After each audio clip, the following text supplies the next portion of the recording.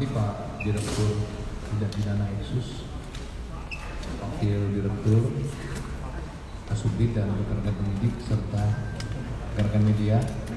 Hari ini kembali Bareskrim khususnya Direktorat Tindak Pidana Eksus akan merilis pengungkapan jaringan sindikat pinjaman online atau pinjol ilegal, yang mana kita ketahui semua ini merupakan perhatian khusus juga dari Bapak Presiden, Bapak Joko Widodo, dan tentunya akan menjadi perhatian khusus Polri, di mana beberapa hari yang lalu ada 4 hal yang menjadi perhatian Polri menyikapi situasi Kamtibmas akhir-akhir ini. Salah satunya adalah pinjaman online ilegal yang meresahkan masyarakat. Tentunya keseriusan ini direspon oleh Polri dengan penegakan hukum untuk pemberantasan pinjaman online ilegal di Indonesia. Tentu hal yang penting juga adalah upaya-upaya pencegahan. Untuk itu saya sebelum Pak Direktur menyampaikan pengungkapan, saya akan menyampaikan bentuk atau upaya preemptif dalam rangka edukasi, sosialisasi kepada masyarakat. Hal yang penting adalah pemahaman masyarakat agar tidak terjadi korban pinjaman online. Masyarakat tentu harus berhati-hati dalam melakukan transaksi pinjaman online yang disediakan oleh penyedia jasa. Untuk itu kita pesankan kepada masyarakat yang akan melakukan transaksi pinjaman online harus mengetahui penyedia jasa tersebut terdaftar atau tidak di OJK. Caranya bagaimana? Caranya adalah mengecek melalui website OJK. Tercatat 160 atau 161 pinjaman online legal. Ketika penawaran dari penyedia jasa tidak tercatat daftar OJK, maka itu diabaikan. Kemudian ada 2 hal. Yang kedua, aspek logis tersebut jangan mudah dengan tawaran yang tidak masuk akal. Misalnya tawaran bunga rendah, dan juga waspada bila ada permintaan izin untuk mengakses data kontak yang ada di peminjam atau calon nasabah.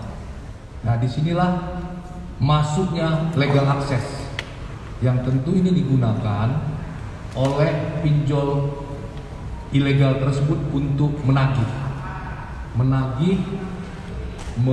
membuli, bahkan menista, juga memfitnah. Tujuannya apa? Agar para nasabah tersebut mau membayar tagihan tersebut. Kemudian akses data tersebut juga inilah ruang untuk menyebar tawaran-tawaran yang harus kita waspadai. Pinjaman online itu tidak bisa maksus kepada kontak pribadi, ya. 2 hal inilah yang perlu diperhatikan, akses 2 aspek, ya, aspek legal dan logis. Ini merupakan bentuk edukasi kepada masyarakat, ya. Ketika masyarakat memahami, mudah-mudahan tidak ada korban yang datang lagi atau yang terjadi lagi di masyarakat, karena sebagian besar dari korban dari pinjaman online ini adalah tidak memahami tentang karakter daripada pinjaman online yang legal. Selanjutnya kami persilakan Pak Direktur untuk menyampaikan rilis terkait dengan pengungkapan sindikat pinjaman online. Silakan Pak Direktur.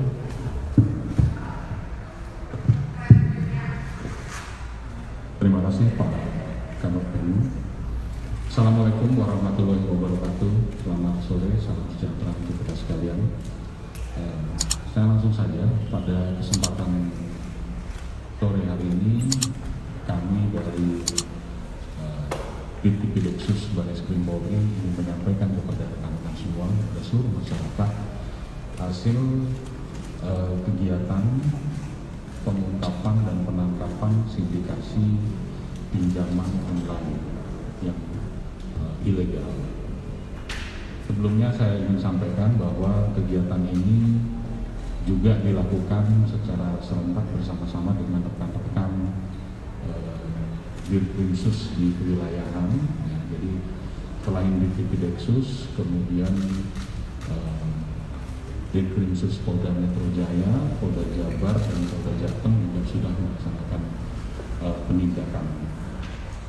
Dari kegiatan penindakan tersebut, Ditipideksus telah melakukan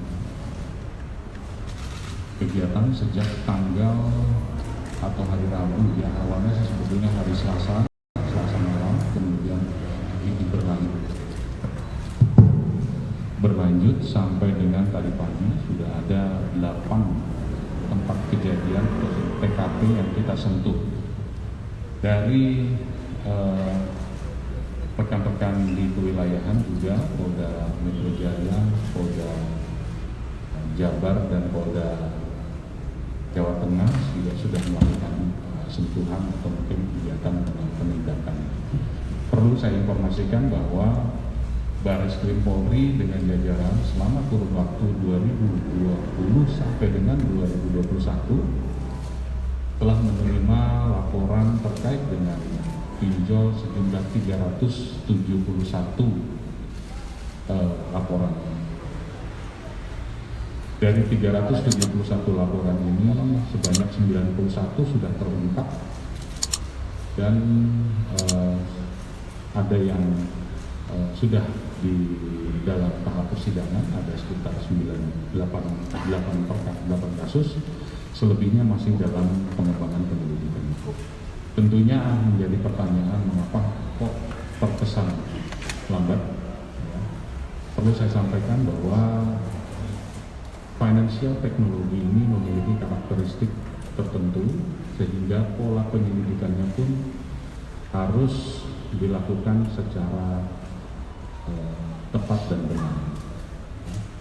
Dalam beberapa kesempatan saya sampaikan bahwa kami dari Bareskrim memframing pinjol itu secara utuh, mulai dari SMS blasting sampai dengan penagihan atau collection. Jadi utuh, tidak parsial melihat pinjam meminjamnya saja, tetapi secara utuh. Dan ini penindakannya juga harus dilakukan secara bersama-sama. Kenapa? Karena namanya juga elektronik, menggunakan teknologi, sangat mudah bagi para pelaku untuk berpindah-pindah, bahkan bisa diremote dari tempat lain. Ya. Dalam hubungan kerjasama, kami juga sudah menerima laporan dari Satgas Waspada Investasi bahwa sejumlah 3.000-an lebih akun yang sudah di take down oleh Satgas Waspada Investasi yang disampaikan kepada kami. Namun demikian, karena sifatnya ini adalah IT, sifatnya adalah teknologi, di mana akun-akun tadi sudah ditutup, maka ini perlu waktu untuk bisa kita coba eksplor satu persatu, sehingga ini berpengaruh pada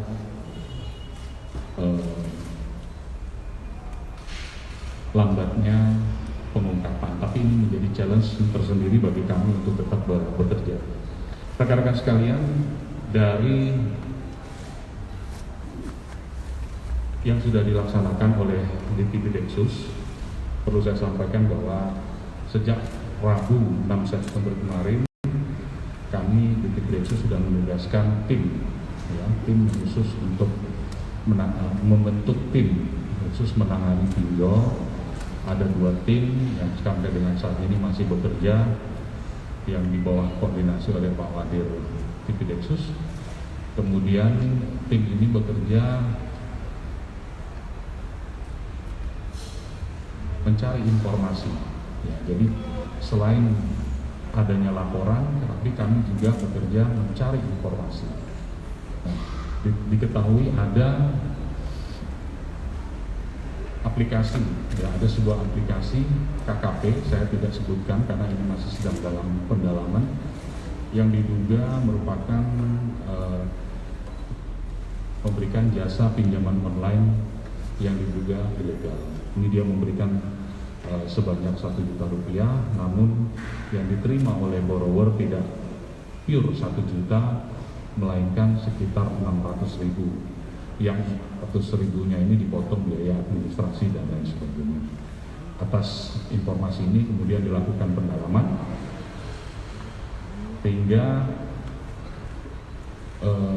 dari pendalaman itu mulailah tanggal 12 Oktober kemarin sudah mulai dilakukan penindakan di TKP yang pertama ini di Taman Kencana Blok D nomor 7 Cengkareng,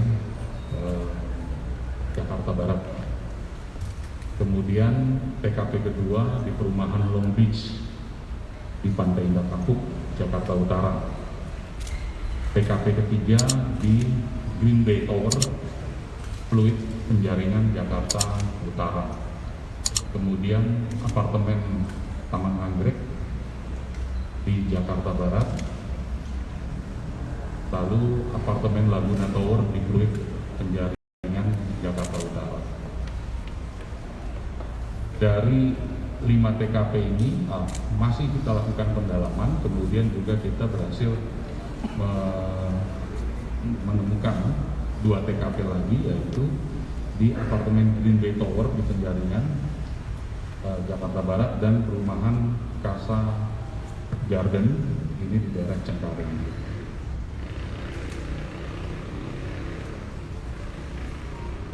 Dari hasil penindakan di 7 TKP ini terdapat, kami berhasil mengamankan beberapa orang yang kita duga sebagai pelaku. Yang pertama adalah RJ, tersangka RJ. Ini beralamat di Mangga Besar. Ini berperan sebagai operator untuk mentransmisi SMS yang berisi tentang kesusilaan, ancaman, dan penistaan kepada korban pinjaman online. Kemudian dari yang bersangkutan kita berhasil menyita atau mendapatkan barang bukti berupa 2 unit modem, 1 unit komputer, 1 unit CPU, kemudian sisa SIM card, dan 2 unit handphone. Dari tersangka RJ ini kita kembangkan lagi dan dilakukan penangkapan terhadap tersangka JT, Juliet Tenggo.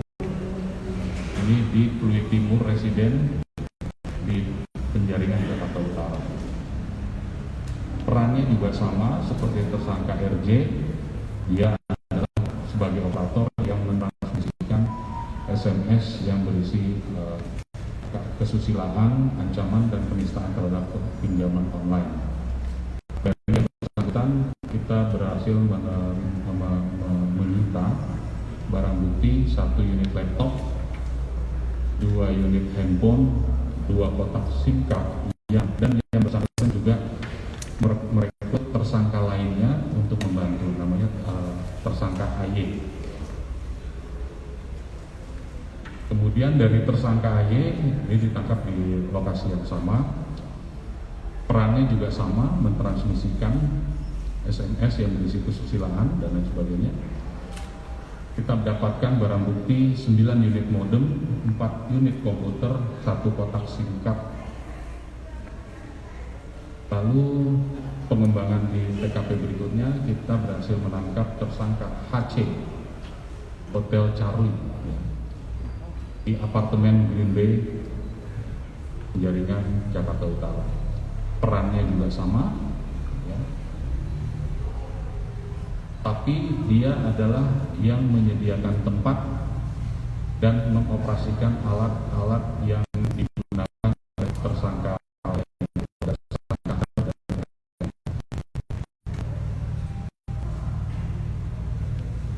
dia sebagai penyedia alat atau sarana prasarana pada tersangka AL dan PN. Kemudian tersangka AL kita lakukan penangkapan.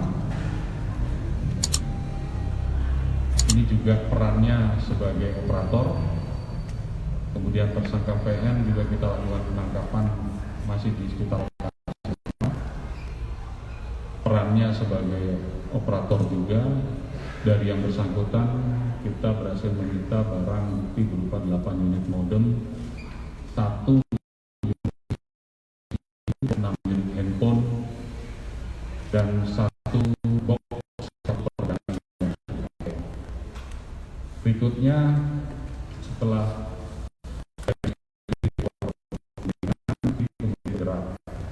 dan akhirnya berhasil menangkap juga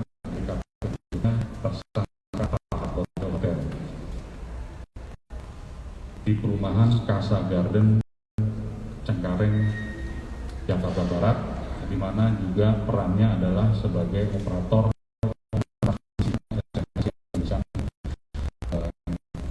kesusilaan. Kita berhasil menyita atau mendapatkan bukti berupa 1 unit handphone dan 1 unit laptop. Dari keterangan para yang sudah diamankan,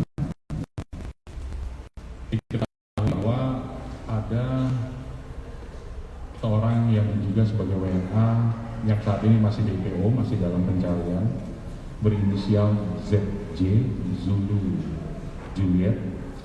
Ini di alamatnya di daerah Tangerang, saat ini masih dalam pencarian, di mana tersangka ZJ yang warga negara asing ini selain berperan sebagai mentor bagi para operator, juga sebagai pendana yang mentransmisikan SMS yang berisi kesusilaan tadi.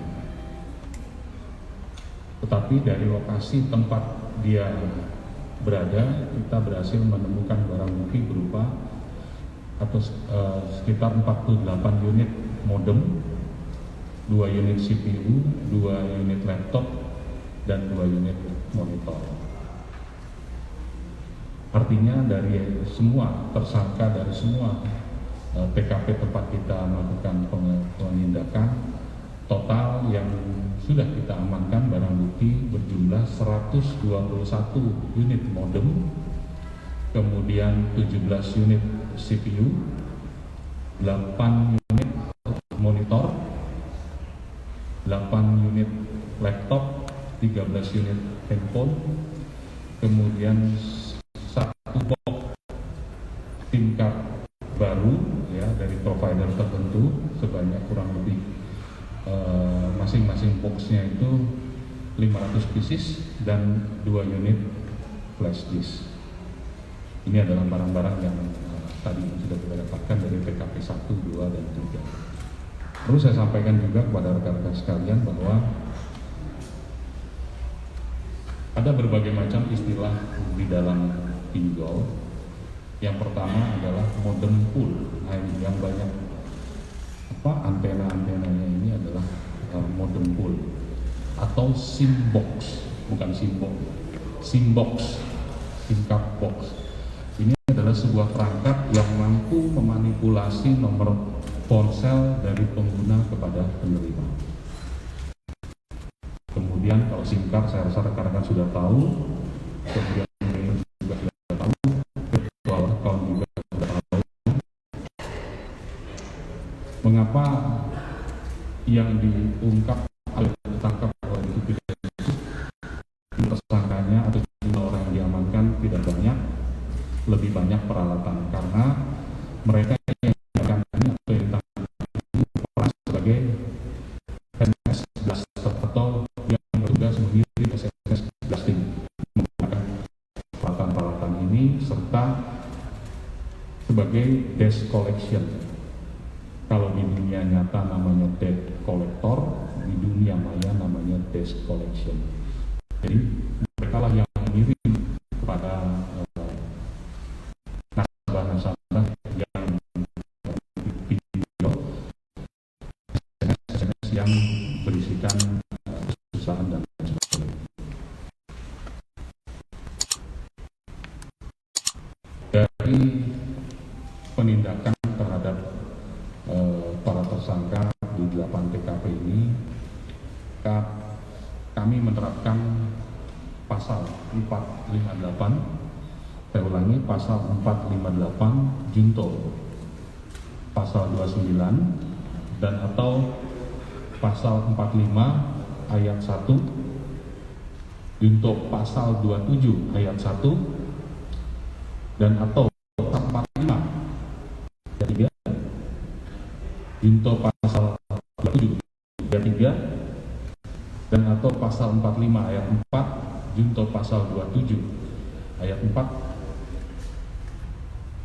dan atau pasal 51 ayat 1 junto pasal 35 Undang-Undang Nomor 19 Tahun 2016 tentang perubahan atas Undang-Undang Informasi Transaksi Elektronik, sebelumnya Undang-Undang Nomor 11 Tahun 2008, dan juga kita terapkan PPPI. Mungkin ini yang bisa saya sampaikan. Pak Kapolsek, kalau mungkin ada yang ingin ditanyakan. Terima kasih Pak Direktur atas penjelasan yang telah diberikan. Rekan-rekan media, apa yang telah Pak Dir DPXUS jelaskan, barangkali mungkin ada yang ditanyakan, silakan untuk mengajukan pertanyaan. Assalamualaikum Pak, saya Ayubi dari bisnis.com Pak. Mohon izin konfirmasi, ini kan tadi disebutkan bahwa Exus ini menerima 371 laporan masyarakat terkait pinjol ilegal Pak. Terus 91-nya sudah ditindaklanjuti. Nah, dari 371 laporan ini, apakah ini pinjol ilegal semua atau ada pinjol yang legal tapi dia ternyata punya anak usaha pinjol ilegal? Karena terakhir itu Satgas Waspada Investasi menemukan praktek-praktek seperti itu Pak. Itu satu Pak.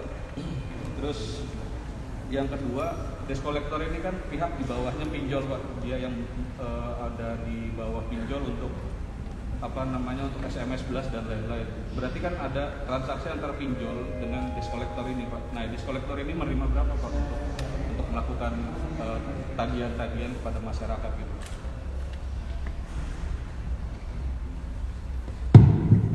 Terima kasih. Yang pertama, pinjol itu ada dua, legal dan ilegal. Yang legal itu tentu memiliki badan hukum, kemudian dia memiliki izin operasional dari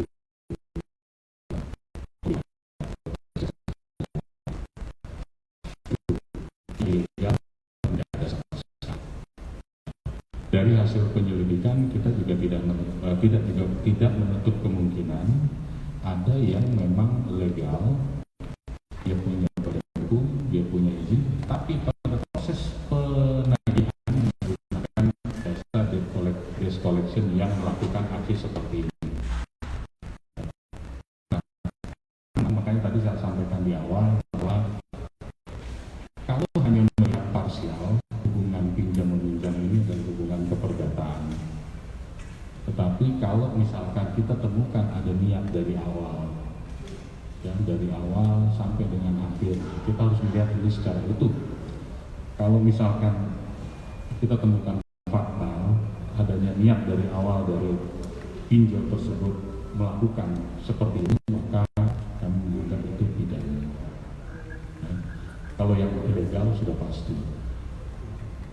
Kemudian 371 laporan itu adalah laporan yang dihimpun dari seluruh Indonesia. Yang berdasarkan EMP yang ada di Bareskrim, kami menghimpun dari seluruh Indonesia, Bareskrim dan seluruh jajaran. Selama kurun waktu 2020 sampai dengan 2021 terdapat 371 laporan terkait pinjol. Nah, dari 371 laporan terkait pinjol ini 91 sudah bisa diungkap. Kemudian yang sudah dalam proses artinya sudah dilimpahkan ke kejaksaan atau mungkin sedang dalam proses persidangan ada 8 kasus, selebihnya masih ongoing, masih berjalan. Nah, dari 371 laporan ini yang terkait pinjol, kita juga sedang melakukan inventarisasi apakah ini pinjol legal semua atau pinjol ilegal semua. Namun informasi awal secara umum adalah ilegal. Ya, secara umum adalah ilegal. Terjawab, Mas?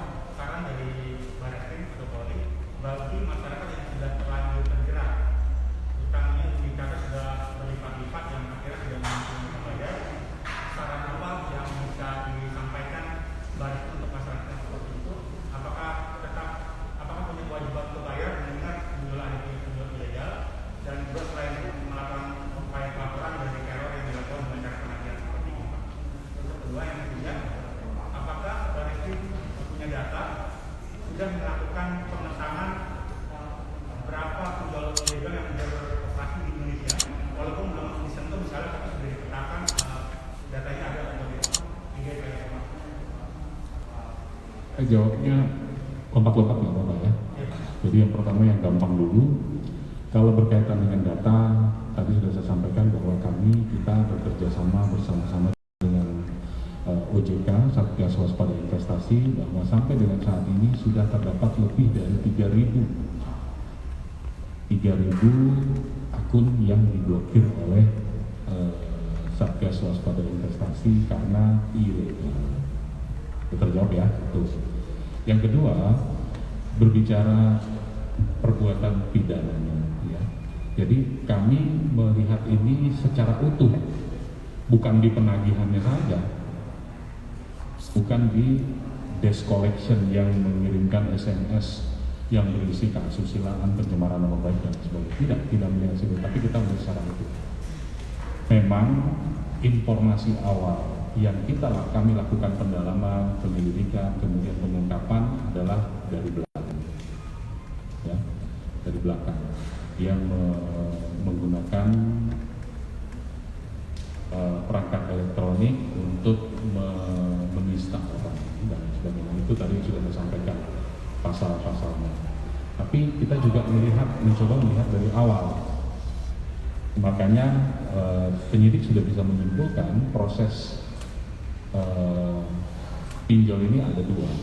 Yang pertama adalah dengan mereka membuat aplikasi, bisa dilihat di App Store, dan atau SMS blasting. Ini adalah alat yang digunakan untuk SMS blasting. Pertanyaannya adalah dari mana dia tahu nomor telepon kita? Maka di situ diduga ada illegal access. Diduga ada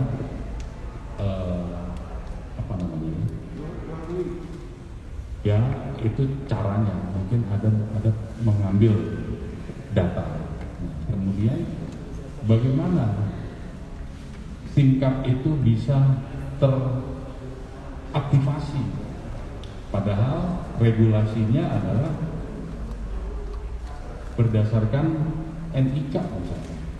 Jadi kok bisa banyak ribuan kita temukan SIM card yang sudah terpakai. Nah, ini sedang kita lakukan pendalaman, kita akan coba clustering berdasarkan providernya, kemudian kita juga akan bertanya kepada Kominfo bagaimana regulasi dan sebagainya. Kemudian alur transaksi keuangannya pun kita akan eksplor. Ya, jadi kita memframing ini secara utuh. Yang berikutnya apa lagi tadi saya lupa. Ya, kepada masyarakat yang masih ragu untuk melapor, misalnya, jangan ragu untuk melapor, jangan takut untuk melapor.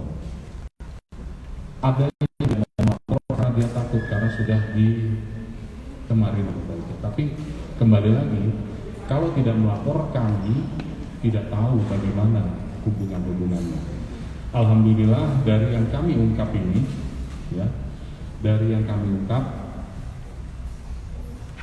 itu nyangkut ke peristiwa yang di Wonogiri, Jawa Tengah. Mungkin karena kan sudah tahu ada ibu-ibu yang meninggal dan diri. Tim kami kemudian berangkat ke sana, kita eksplor dari 23 pinjol nyangkut ke sini satu. Ya, gitu. Jadi, dengan adanya hal seperti itu maka kita bisa berbuat. Kalau misalkan ada yang melapor, kita bisa menindaklanjuti. Syukur-syukur kita bisa menemukan data yang bersangkutan sehingga tidak disalahgunakan lagi oleh pelaku-pelaku lainnya. Cukup ya. Pinjamannya sudah berlipat-lipat, nggak dibayar, apakah tetap punya kewajiban untuk bayar? Mengingat pinjamannya ilegal. Oke, secara dalam hukum perdata ini menjadi hukum bagi mereka berdua. Jadi itu adalah peristiwa keperdataan, pinjam meminjam. Ya, apakah masih tetap punya kewajiban bayar dan lain sebagainya, ini adalah urusannya hukum perdata. Ranahnya di pengadilan negeri.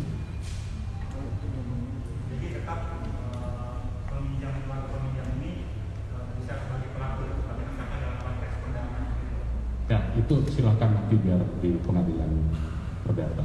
Jadi beda. Jangan dicampur aduk. Karena saya dibully, maka saya menjadi bebas dari kewajiban saya. Tidak bisa begitu juga. Jadi silakan itu nanti ranahnya di pengadilan perdata. Pak, mau nanya Pak, untuk yang itu tadi tersangka yang ada di sini, Pak, kan mereka bertugas sebagai desk collection ya Pak. Itu mereka itu bekerja untuk berapa perusahaan sih Pak? Perusahaan pinjol ya? Apakah mereka berbeda-beda? Berarti satu perusahaan doang.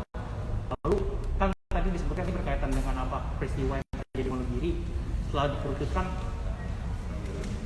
Gimana Pak? Oh, ini kan ada beberapa tersangka di depan Pak. Mereka itu sebenarnya kan tugasnya desk collection ya Pak. Itu mereka bekerja untuk berapa perusahaan pinjol sebenarnya Pak? Apakah mereka di satu perusahaan saja atau sebenarnya mereka memberikan jasanya itu di beberapa perusahaan? Lalu kan tadi dibilang terkait dengan kasus yang di Wonogiri juga tuh Pak, yang ibu-ibu terjerat pinjol itu. Udah mengerucut belum sih maksudnya pemodal beberapa pinjol itu kan mungkin saling berkaitan ya Pak. Pemodalnya itu tuh dari mana sih Pak sebenarnya Pak? Itu Pak, makasih Pak. Jadi yang kami amankan 8 orang ini dengan sejumlah barang bukti yang ada ini dari hasil penyelidikan dan pemeriksaan mereka melayani banyak pinjol, tidak satu, dan banyak. Namun mungkin tidak akan saya sampaikan sekarang, episode berikutnya ya, kita sampaikan di episode berikutnya, termasuk juga pendananya dan lain sebagainya. Sudah tunggu, karena kalau kita kasih semuanya sekarang keenakan teman-teman ya. Jadi intinya kita pun sedang melakukan pengejaran terhadap itu. Jadi biarkan tim dan ongoing ya untuk bisa memaksimalkan pada waktunya nanti. Tunggu waktunya. Itu waktunya sudah kami akan sampaikan kepada rekan-rekan sekalian. Lagi minggu depan, kata Pak Wadir minggu depan, harinya Selasa belum, tapi yang pasti minggu depan akan kami sampaikan.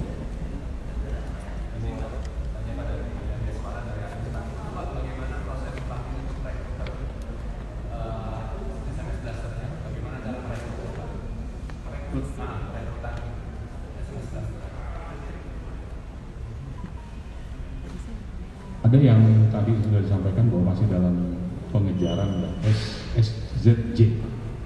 DG itu yang bertugas dia sebagai pendana dan menjelaskan tentang bagaimana cara kerjanya dari peralatan-peralatan ini. Nah, operator-operator ini di samping mereka yang melakukan sendiri, mereka memasukkan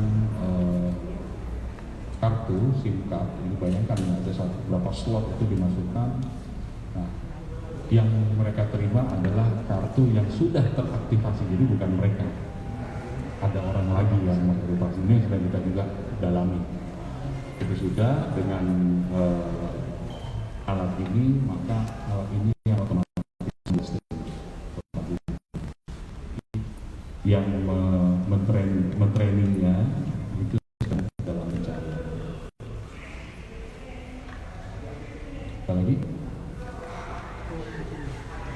Nanti untuk mendalam lagi bisa ke Pak Wadir karena beliau sebagai ketua tim dan Pak Andri sebagai pelaksana.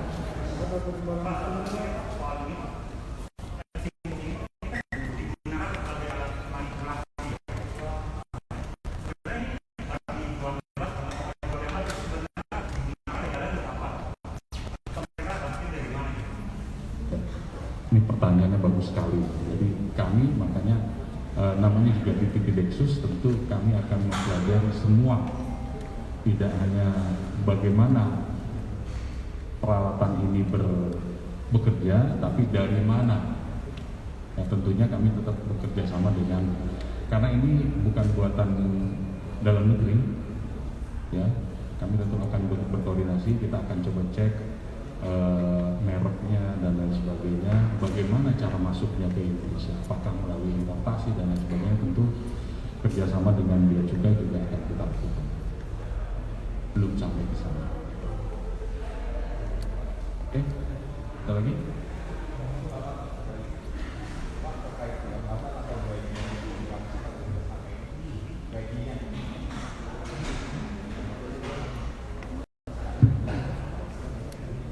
Antara 15 sampai dengan 20 juta per bulan. Ya, untuk tempat tinggal, akomodasi disiapkan oleh si pendana tadi. Ya, jangan iri. Karena dengan gaji Ya.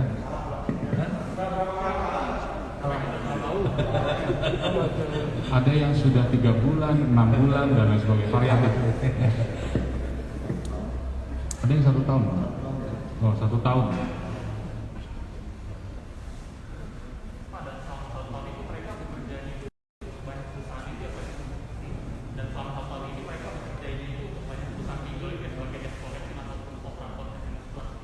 Ya, bahkan ada satu yang sedang kita lakukan pendalaman itu, dia memang tugasnya ya tadi menerima email, kemudian data, tugasnya dia yang membuat SMS yang berisi penistaan itu. Dia tidak tahu siapa yang mengirim itu, tapi jejak digitalnya diberikan. Nah, cukup ya? Cukup ya? Terima kasih. baik, rekan-rekan ya, kita akhiri. Terima kasih atas perhatiannya. Wassalamualaikum.